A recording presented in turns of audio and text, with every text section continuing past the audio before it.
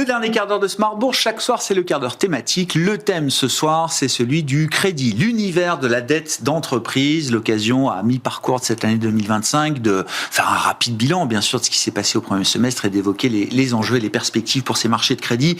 Avec Édouard Faure, à mes côtés, le responsable du crédit chez Swiss Life Asset Management. Bonsoir Édouard. Bonsoir Grégoire. Merci beaucoup d'être là. Oui, bilan du premier semestre pour le crédit, qu'on peut classer quand même dans la catégorie des actifs risqués. Alors c'est vrai que quand on regarde les actions, la photo finish au 30 juin, ce sont des indices actions américains au plus haut, qui battent de nouveaux records historiques, ayant traversé un certain nombre de turbulences, de rebondissements, de twists politiques autour de la politique économique, notamment menée par Donald Trump.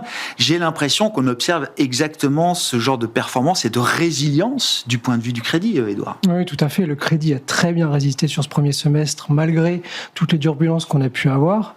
Des performances sur la partie investment grade en Europe qui sont autour de 2%, sur la partie high yield en Europe 3%, aux États-Unis on est à plus de 4% à la fois sur l'investment grade et sur le yield.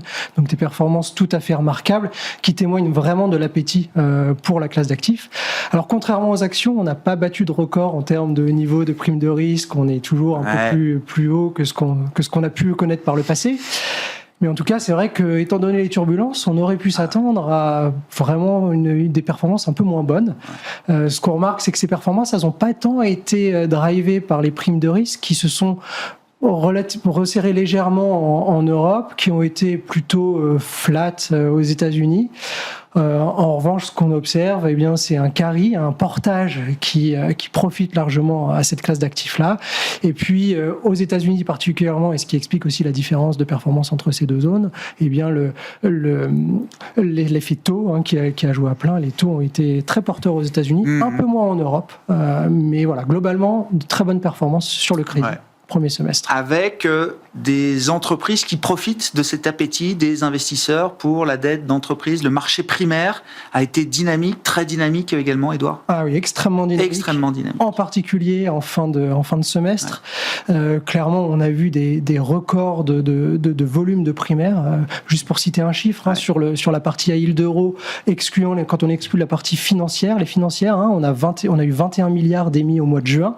C'est le plus gros mois jamais connu par le high yield euro ex-financière depuis que la classe d'actifs existe. Donc ça témoigne vraiment de l'appétit pour la classe d'actifs. Et en fait, on le comprend bien, on le comprend de la part des investisseurs.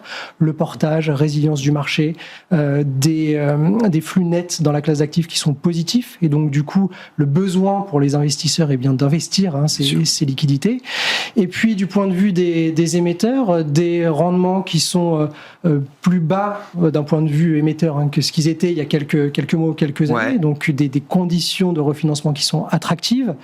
Les émetteurs... Généralement, les émetteurs se refinancent quoi, autour de 5 ans, c'est ça? Oui, autour de 5 ans, voire un peu plus long sur la partie investment grade. D'accord. Oui, autour de 5, et sur cette partie-là, les taux ont quand même baissé par rapport aux niveaux qui ont pu être atteints. Exactement, les taux ont baissé, les primes de risque sont relativement compressées, donc on est vraiment sur des conditions qui sont attractives pour les émetteurs. Et puis, si on pense aux émetteurs à haut rendement qui, eux, sont beaucoup plus à risque en termes de refinancement, ils peuvent pas se permettre d'attendre trop longtemps. Si le marché primaire est fermé, ça peut les mettre dans des difficultés. Ils saisissent chaque opportunité. Aujourd'hui est une vraie opportunité pour les émetteurs, donc ils viennent. Et on voit même des émissions qu'on n'avait pas vues depuis longtemps, des LBO, des émissions qui servent à payer des dividendes aux actionnaires, ce genre de choses. On comprend qui sont là dans des marchés vraiment, vraiment très porteurs. C'est solide, hein. Enfin, en tout cas, il y a de l'appétit pour ce risque-là aujourd'hui. Exactement, il y a de l'appétit pour ce risque-là. D'apparence, c'est solide, mais il y a quand même... C'est la question. Des pics de volatilité. Ouais, c'est la question.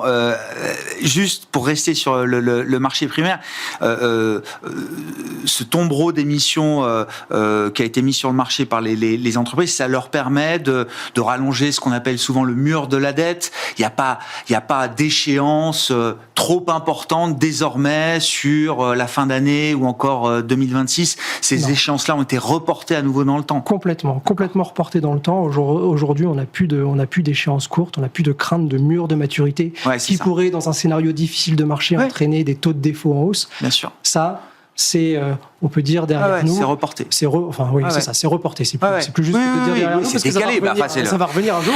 Mais pour l'instant, c'est la vie est un report permanent, de toute façon. Donc, et je reviens également sur l'idée qu'il y a une opportunité intéressante pour les émetteurs, c'est-à-dire que les taux, certes, sont plus bas aujourd'hui qu'ils étaient il y a encore quelques temps, mais pour eux, ça reste un bon moment. Je sais ce que je paye aujourd'hui en termes de refinancement, alors que je ne suis pas totalement certain de ce que je pourrais payer dans 6 mois, dans 9 mois, dans 12 mois. Exactement. Il y a un peu de ça. C'est complètement ça. Et le meilleur exemple, c'est de regarder ce qui s'est passé au mois d'avril. Les émissions primaires étaient relativement importantes, février et mars. Tout début avril, Liberation Day, les annonces des tarifs. Le choc, un marché primaire complètement tari pendant plusieurs semaines, pendant 2 semaines, 2 semaines et demie. Donc, impossibilité de la part des émetteurs de venir émettre, ou alors fallait payer très cher. Et donc, du coup, une fois que le marché s'est normalisé, une fois que les rendements étaient revenus attractifs, on voit tout le monde se ruer pour justement éviter cette situation. Et en tout cas, on sait qu'il y a beaucoup d'incertitudes dans le marché. Donc, quid des pics de volatilité plus tard, quid de l'ouverture du marché primaire, personne n'est capable de le dire. Donc, mieux vaut pour une entreprise sécuriser son financement au moment où il y a de l'appétit de la part des investisseurs. Flexible, opportunisme, effectivement, c'est comme ça que ça fonctionne sur ces marchés aujourd'hui, avec des fenêtres de tir, alors qui peuvent être larges, mais qui peuvent aussi se fermer très brutalement, très rapidement pour un temps autour d'aspects politiques en l'occurrence. Exactement, et elles peuvent se fermer pendant un temps relativement long dans le passé. Alors, en ce moment, les pics de volatilité sont très courts. Liberation Day, ça a duré quelques jours. C'est dingue. C'est un V et très serré. Les bras du verre. Donc non, effectivement, c'est très court, mais ça peut se fermer pendant plus longtemps. Et pour les émetteurs les plus spéculatifs, ça peut devenir compliqué. Bon.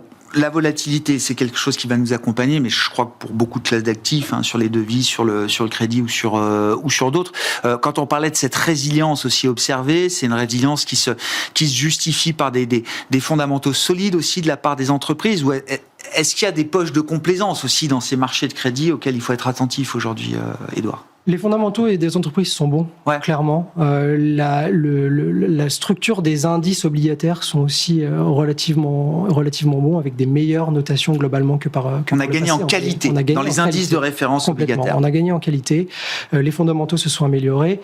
En revanche, effectivement, quand on voit tous les risques autour de nous qui sont là et qui apparaissent par signaux, on se dit que quand on regarde le niveau des primes de risque, on se demande si on est vraiment bien rémunéré. Et finalement, on se dit qu'il y a très peu de place pour plus de compression.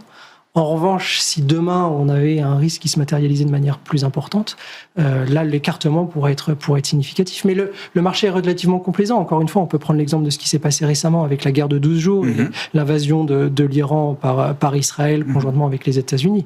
Le marché n'a pas branché du tout, honnêtement. Et c'est de la placidité ou c'est que le marché n'a pas le temps de réagir à ces événements ? Enfin, le marché peut aller très vite quand il le veut, mais c'est...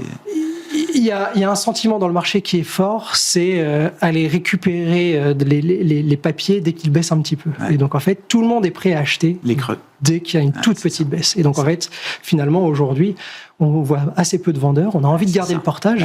Vu les niveaux de rendement absolus, c'est important d'être investi. Ne pas être investi, ça coûte de l'argent, ces niveaux de rendement-là. C'est plus comme quand on était dans des territoires de taux négatifs ou de taux zéro. Aujourd'hui, il faut être investi. Et donc ça pousse les investisseurs à être relativement complaisants, effectivement. Comment être bien investi sur ces marchés de crédit, Édouard, pour la deuxième partie d'année, dans un environnement où, vous l'avez dit, les primes de risque, les écarts de primes de risque, les spreads sont quand même relativement serrés aujourd'hui pour la dette de l'entreprise. Tout à fait. Et en même temps, le rendement absolu est attractif. Donc, il faut être investi. La classe d'actifs crédit reste intéressante. Donc, la logique portage reste une bonne logique. Oui, complètement. Ça reste pour nous le maître mot pour la deuxième partie de l'année. En plus, plus on a de portage, plus on amortit la volatilité. C'est ça aussi qui est intéressant.